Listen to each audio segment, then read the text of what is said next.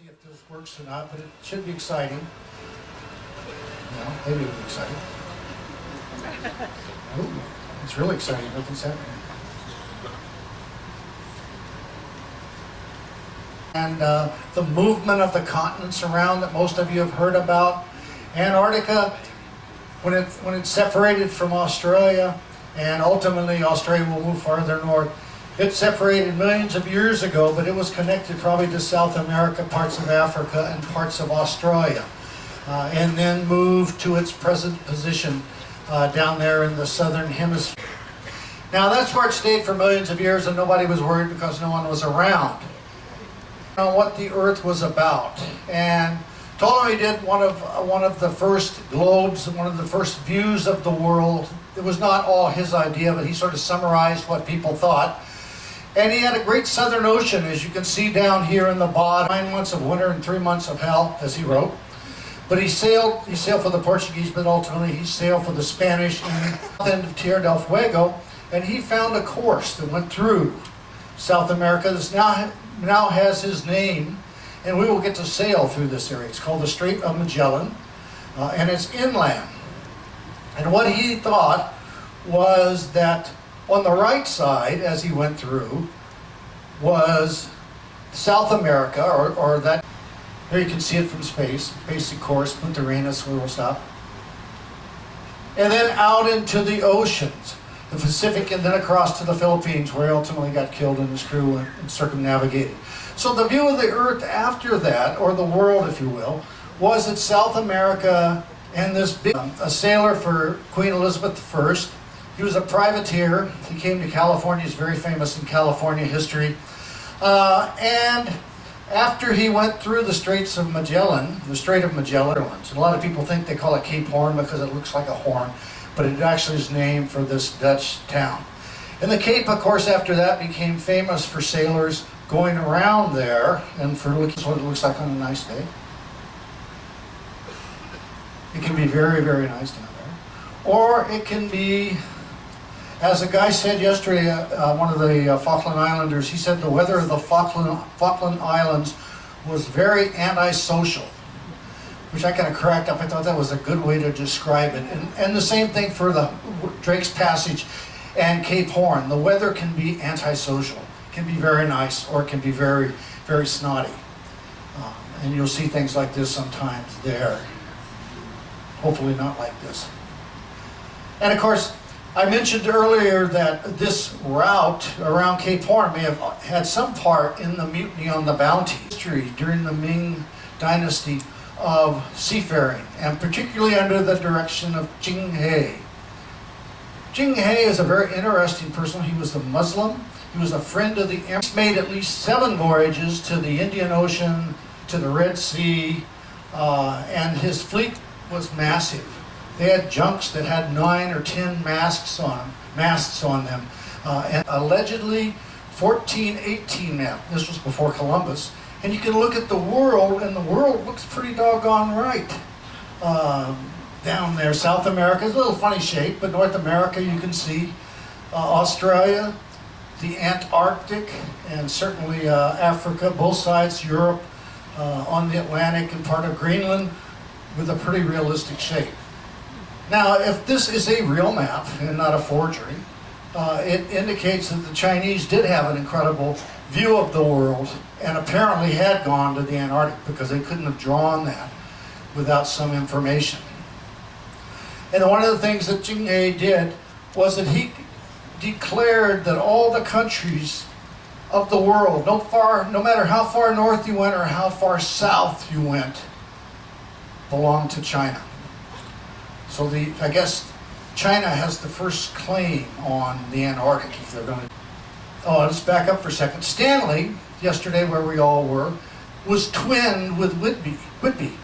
Now, twin means the same thing as a sister city, for those worth of line out to figure out how deep the mid-ocean was. Quite an amazing adventure and piece of information. After Ross's departure, everything sort of quieted down in the Antarctic. And then came what's usually called the golden era or the golden age of exploration. Put it over there, Jim.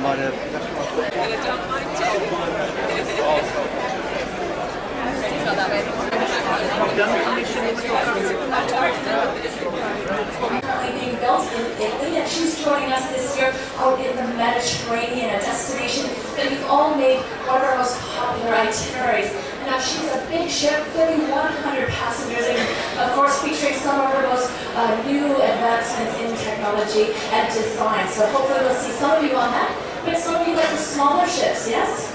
Does anybody here remember the old Royal Princess? One of my personal favorites. Yes, Frankie says everyone you may throw it down, so feel free, confetti, yes. Okay? if you still have it in your hand, throw it at us. Put it into a little drawer with us that later on will get you some. There we go! It's not you either.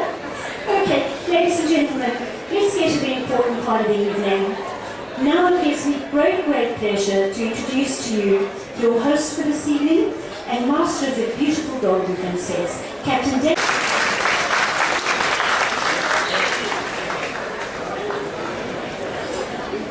Here we go, ladies and gentlemen. He's giving us a little wave. Captain would like us to continue with the presentation, so we're going to do that.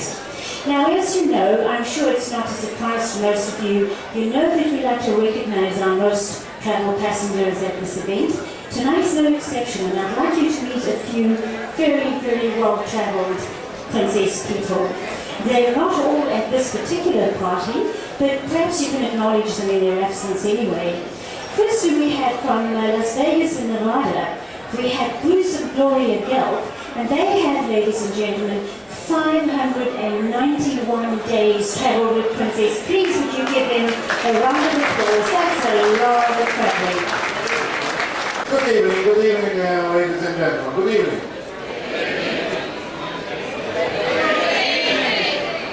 Everybody see sick up there? Right, first of all, it's a pleasure to have you here, and welcome back to Princess Cruises. So, this cruise we have more than 1,800 Captain Circle members, and of course, the only day available is today, because then we are in Antarctica, and we'll be Captain Circle without captain. Cabeça base ou salmon ocean.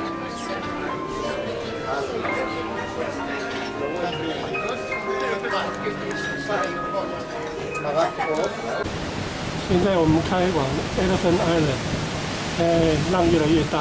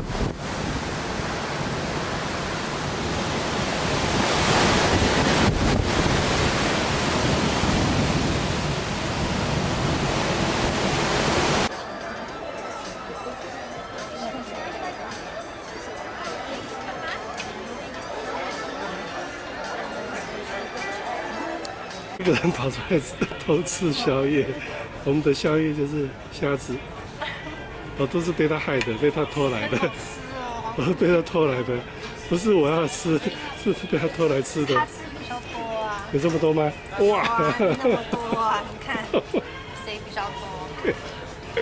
好多哦，其实1、2、3、4、5、6、7、8、9、10、11、12、13、14个哎。来，我们看看 Casey， 你看他不敢排出来，你看。 1、2、3、4、5、6、7、8个，差不多一半。好不好吃？好吃。已经吃了第2次了哈，要不要再来？不要，嘴巴说不要。好吃哦，受不了，再去拿。他说要拿给妈妈吃啊，我知道妈妈不吃，她不吃的话，那一定是 Casey 吃掉。今天是晚上11点15分。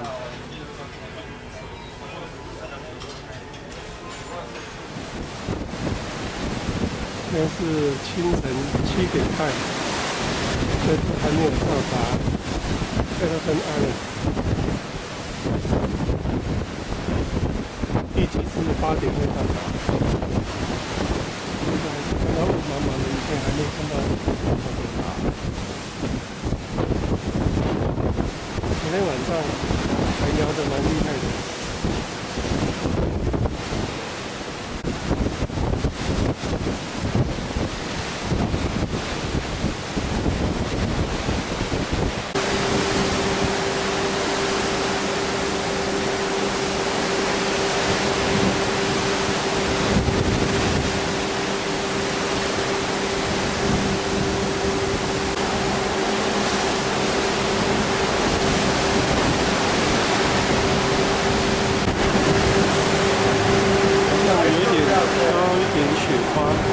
小小的、很细的雪花，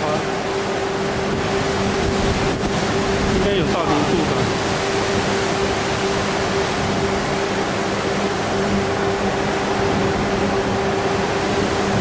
我们看到雪花。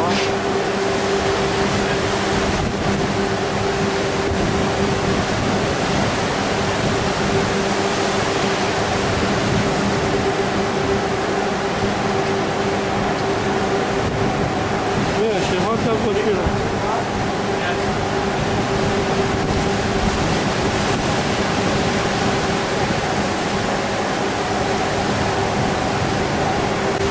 这里有一块流冰，隐约模糊的。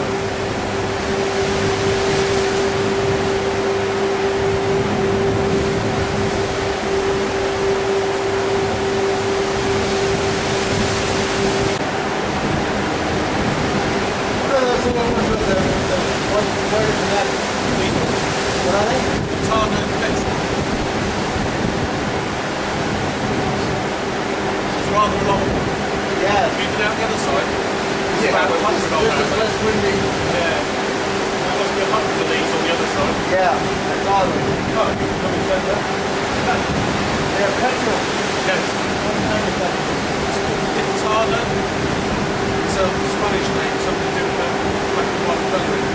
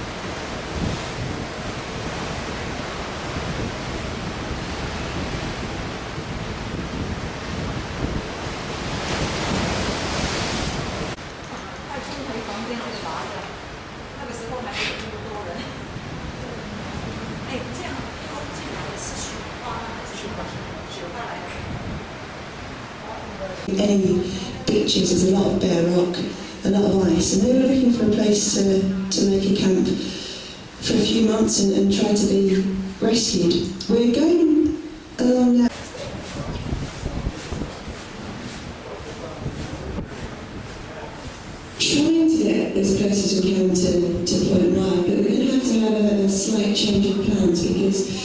It's not so easy to get as close in as we thought we could. So what we're going to do is we're going to turn the ship around slowly now. So the best place to be if you're on deck is on the starboard side of the ship. And try and wide. We're waiting for Shackleton to come and rescue them. This is also the place, the same place where Shackleton, Worsley and crew set off in one of the lifeboats. The lifeboat's called James Caird, if you remember. And they set off on an 800-mile journey towards South Georgia. It was an incredible journey, probably the most famous open boat journey in history. They had to reach Olympics, had to reach South Georgia, because if they hadn't, the men that were left here on Elephant Island would certainly have.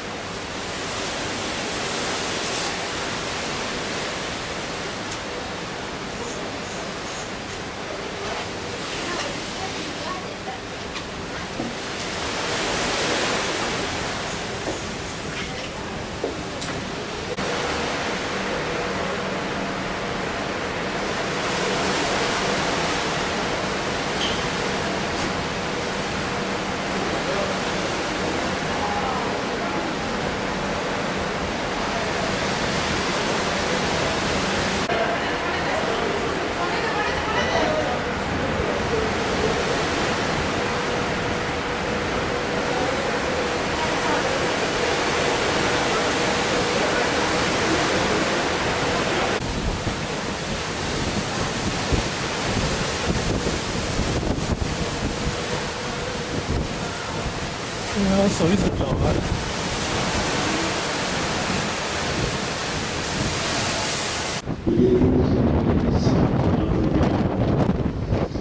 I don't think it's a really what we had on the south part. Should be more interesting. It's about 14 miles per hour. I hope you enjoy the wind is blowing and we see anything good. 甲板都结冰了。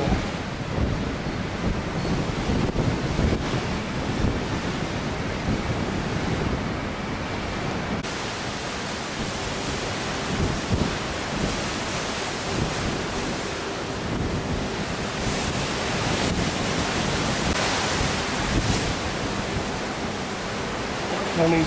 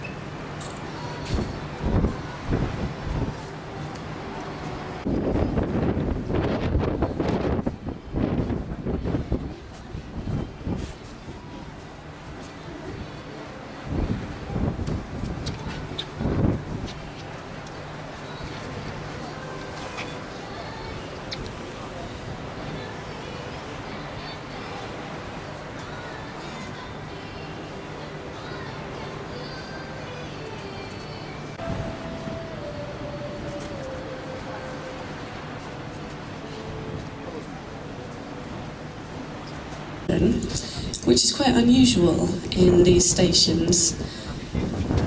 This was the first station to have a child born on the Antarctic itself, and since that time there have been another of other children. In fact, the station is like a small village. It has a number of these red buildings, and it's a place for families. It's got a school.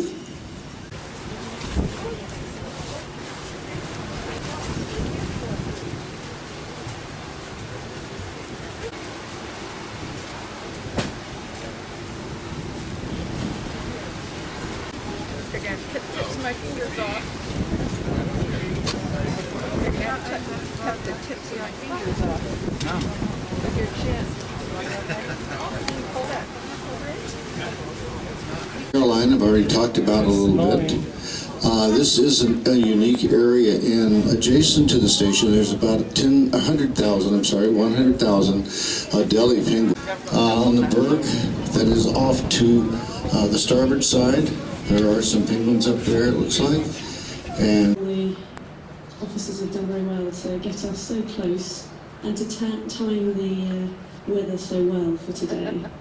It's really a perfect view straight ahead of us now. Esperanza station, small red buildings down on the shore with Mount Flora, as we told you, behind, with where there are lots of fossilised leaves and seeds found. So that's Mount Flora behind. And then Esperanza station, with the schools and families living here, and Tom just told you a little bit about the first. We're then going to turn to the left, to the port, so that the people on the starboard can get a good view of Esperanza station. So over the next few minutes we're going to be turning slowly to the port side. And as we turn away now, the stern of the ship, or the back of the ship, as it is rather difficult to turn the ship in these conditions.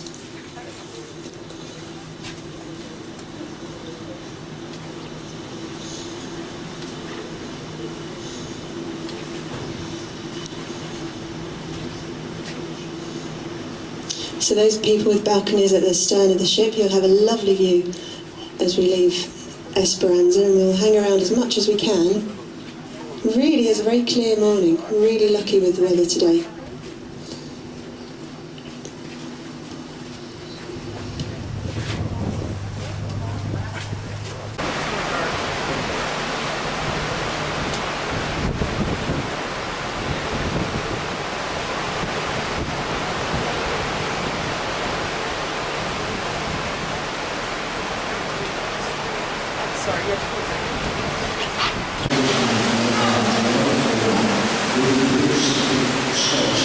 室内用水，那外面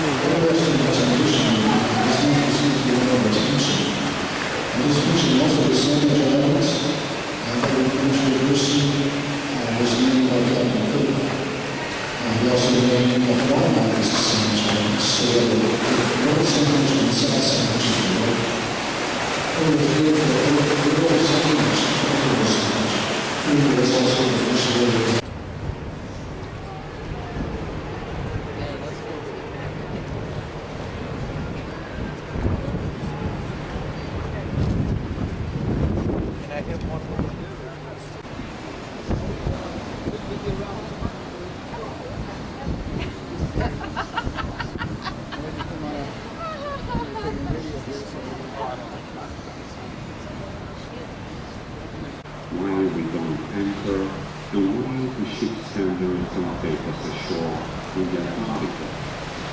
It's a very easy explanation. There is a limit how many people can be ashore.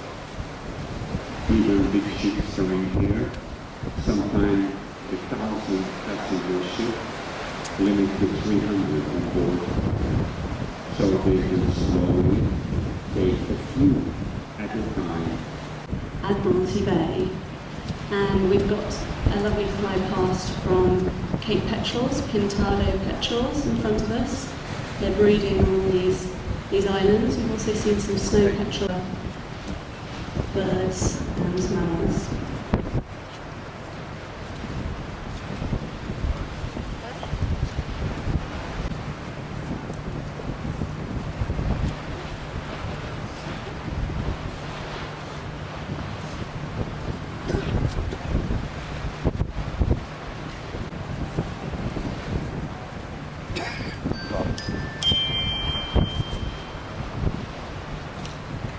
So the South Shetland island that we're at today, there are a series of mountains, volcanic mountains, ice-covered, and the rocks are mainly brown and grey, mudstone and volcanic lava.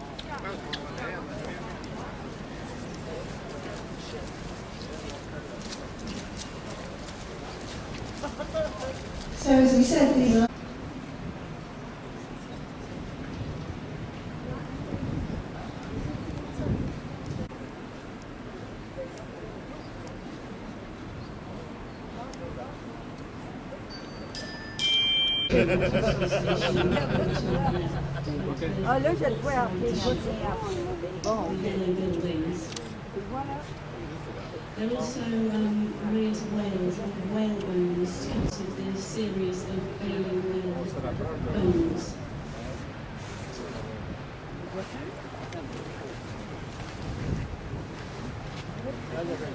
Ski lift, to lift the scientists up to go skiing in the winter time. I'm not sure if that's still there. There was also a greenhouse here at Artovsky, which would have been a very attractive place to visit. Unfortunately, under the Antarctic Treaty, the bays in Admiralty Bay.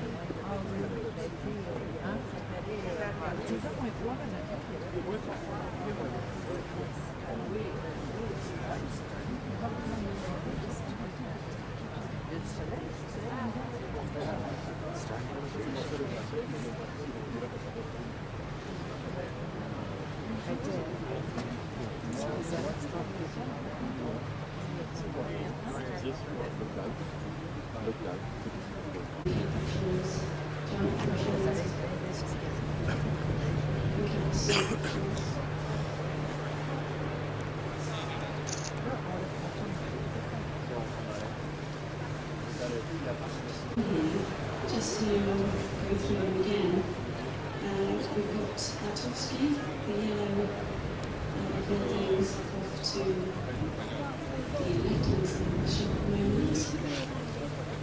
Machu Picchu, it's a San Peruvian state. So built in 1988. There's also an Ecuadorian camp, which was built in 1989. These are very small, summer-only stations, mainly just for scientific field party, which is officially known as Peter J. Lenny Station. It's actually in an area of scientific interest in SSSI, which means that there are areas along the side of the bay. When they had a station, they would process the whales on the beach and then take the oil back to Norway, Chile. They would take the oil back and carry on processing the whales here in the South Shetland Islands, looking mainly for the right whale and the humpback and the sperm whales, which may explain why they're far.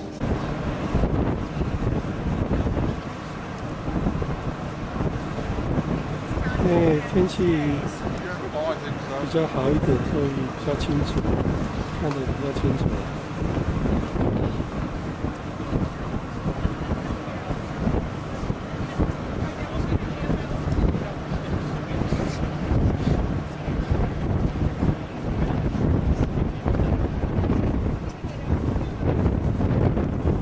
Just -21. It was in August, and during this time, Admiralty Bay, where we are in, frozen for about 1 week.